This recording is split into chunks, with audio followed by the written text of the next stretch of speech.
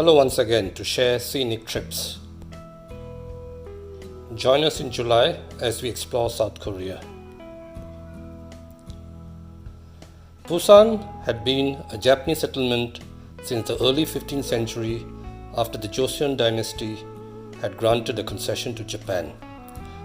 In 1910, Japan paid by annexing Korea into the Japanese Empire. Busan, at the southern extremity of the Korean peninsula and only 30 miles from Nagasaki Prefecture, prospered into a hub port for Japan right until the World War II. The flight to Busan was late by an hour or so. After we landed there, Heta found us another lovely place to eat right near the airport. And yet again, the ladies impressed us with their hospitality. They even served extra big portions of everything as appreciation for foreign guests. I tried the blood cube soup and bibimbap, which Heta kindly mixed for us.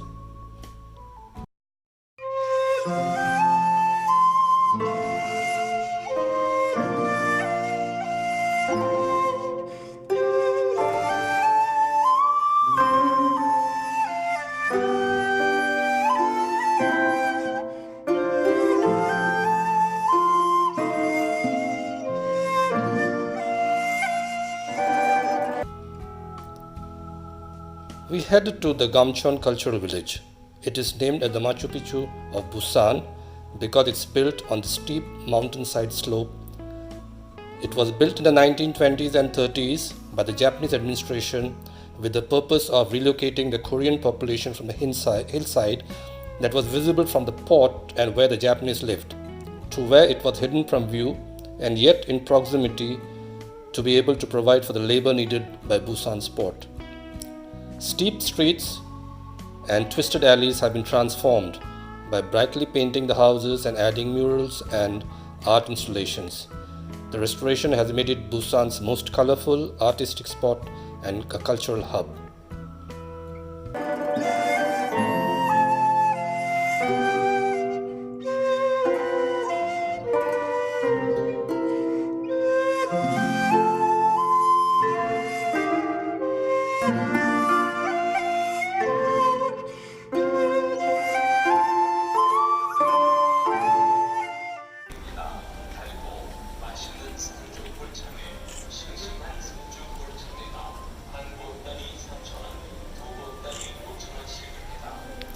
The cat is creepy. Huh? The cat, fake cat. It's creepy.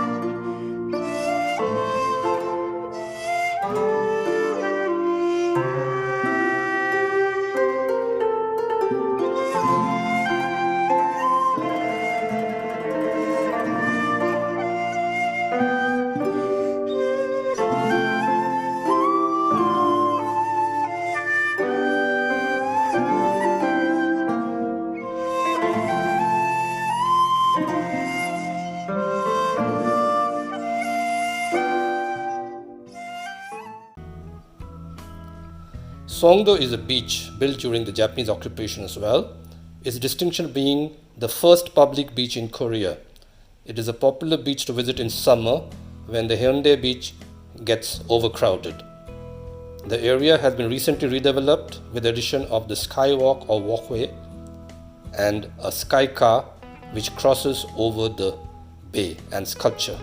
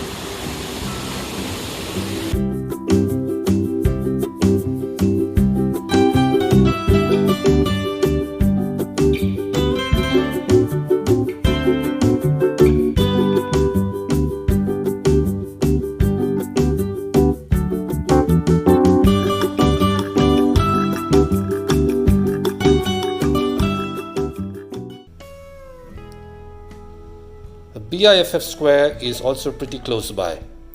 Busan's modern movie district is renamed for the first Busan International Film Festival, which was held in 1996.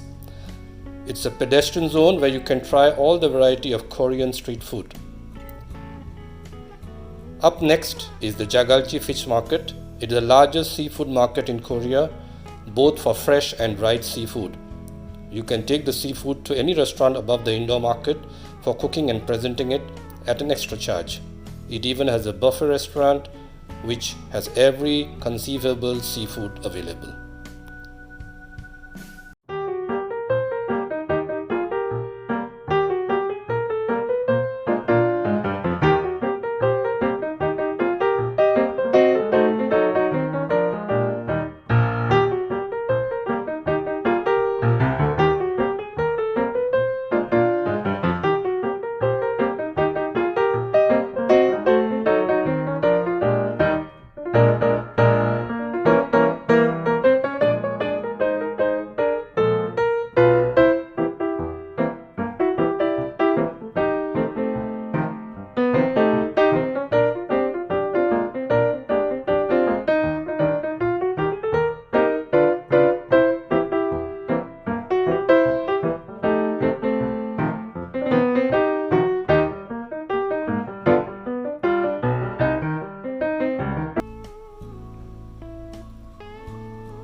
We checked into a hotel very near to the Haeundae Beach.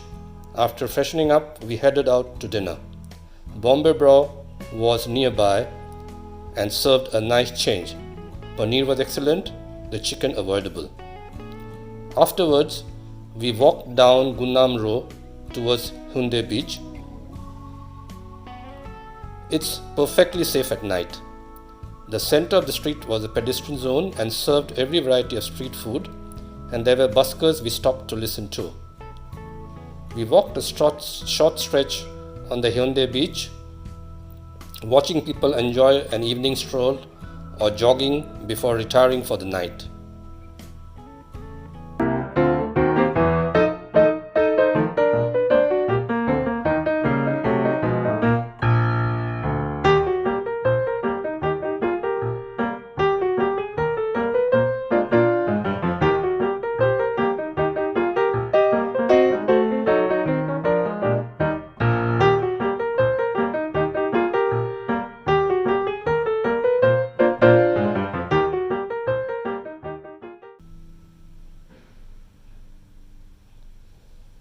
In the morning, after checkout, we visited the Oryukdo Skywalk, which offers some magnificent views of the sea and the hillside. This is a 15-meter long horseshoe-shaped walkway on a coastal cliff.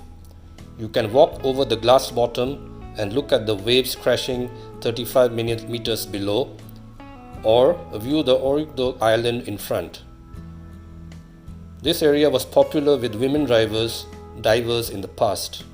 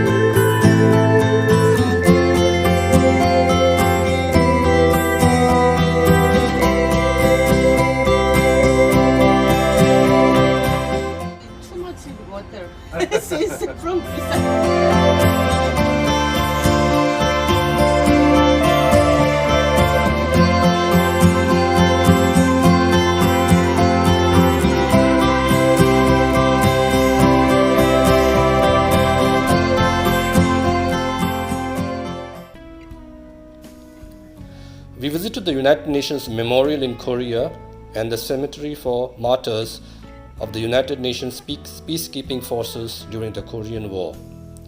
During the Korean War, Busan was one of the only two cities in South Korea that wasn't captured by the Northern Korean army, the other being Daegu, and these cities became the refugee camps for South Koreans.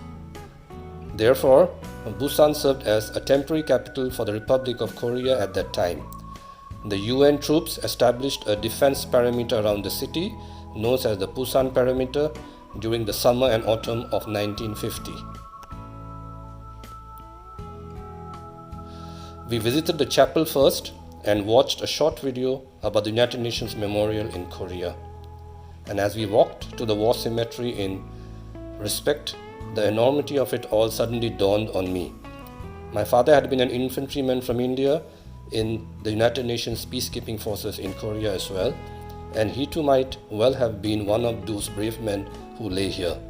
And then I wouldn't even be born.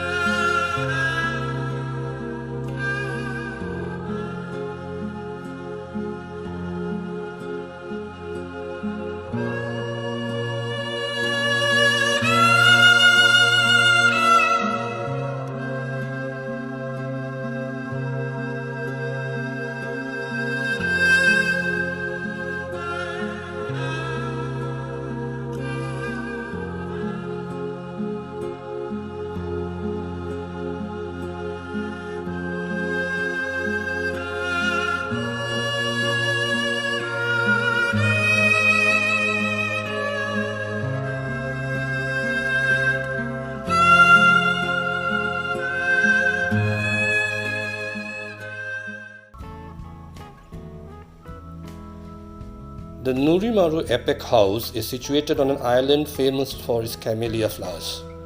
Nurimaru is not Japanese. It's a combination of two Korean words, Nuri meaning the world and Maru meaning summit. It was built in 2005 for the APEC meetings. It is located not very far from the west end of the Haeundae Beach, right where the Westin Joseon Beach Hotel is.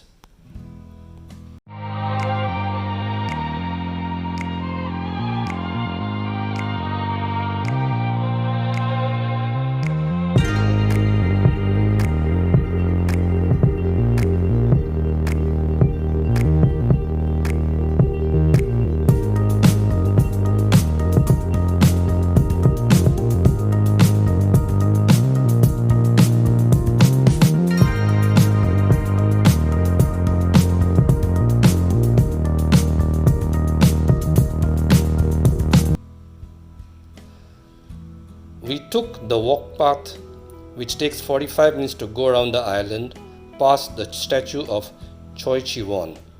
He is known to have named Haeundae after his pen name Hyun, as he was so enchanted by the view from here, and he even built a pavilion overlooking the beach. Choi's engraving on a rock still survives there. It stands for Hae meaning sea, Un meaning cloud, and De meaning hill. In the 9th century, the Choi clan of Gyeongju nurtured close ties with the Silla monarchy. Cheon was one of the Choi clan sent to matriculate in China and passing the Chinese civil services exam before returning to serve in the Silla court.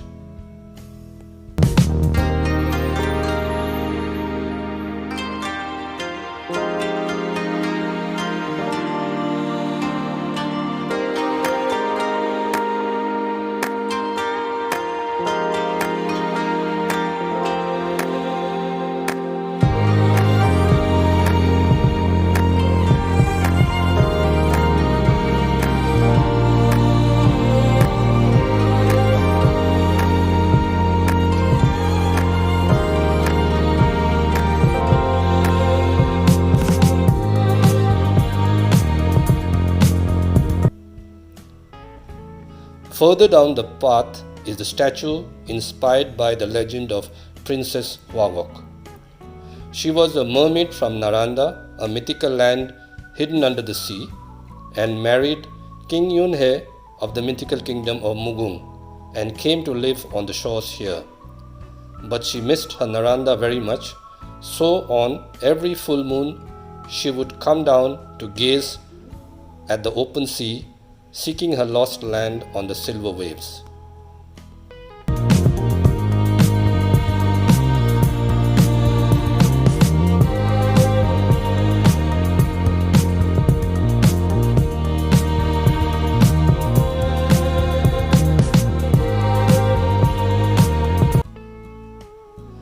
We freshened up at Westin Hotel before Mr. No picked us up again. For lunch, Heather took us this time to a favorite fish soup restaurant that was actually pretty near the Shilla Stay Haeundae, the hotel where we had stayed.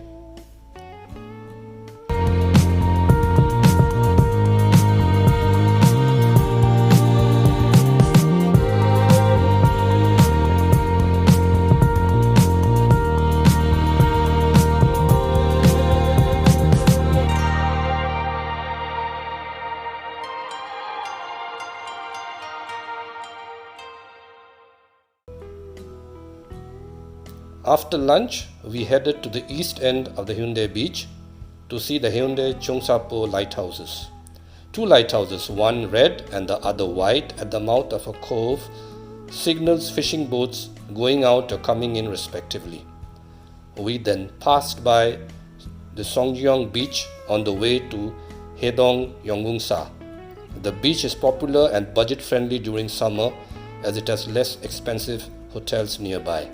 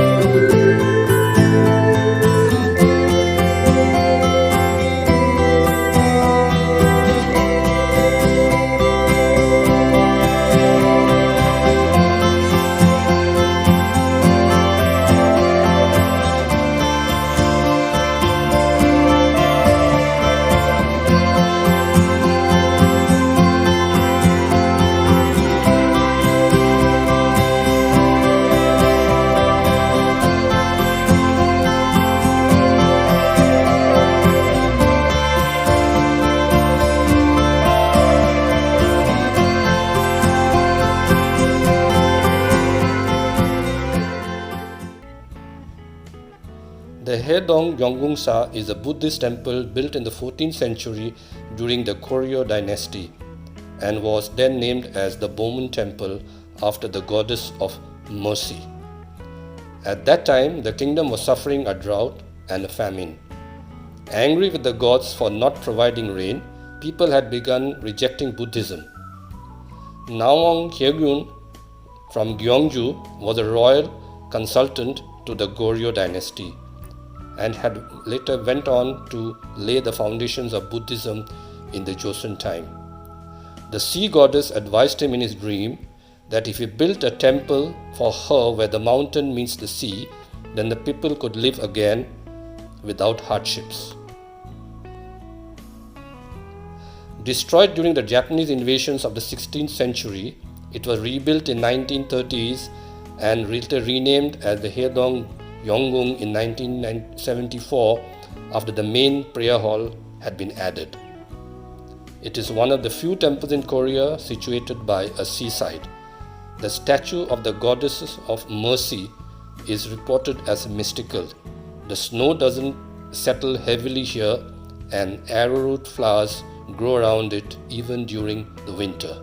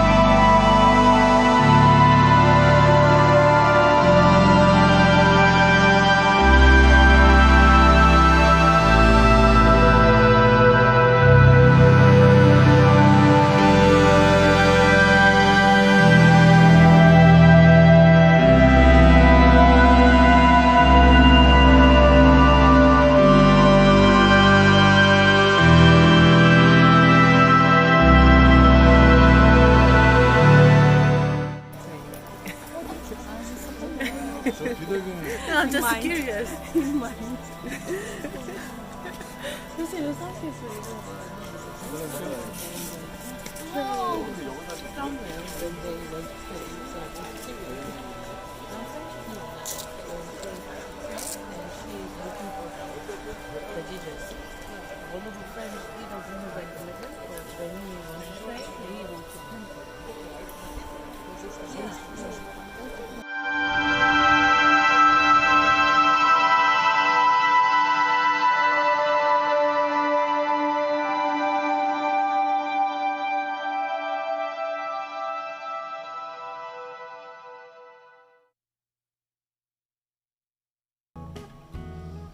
Afterwards, we drove to Gyeongju, our next destination.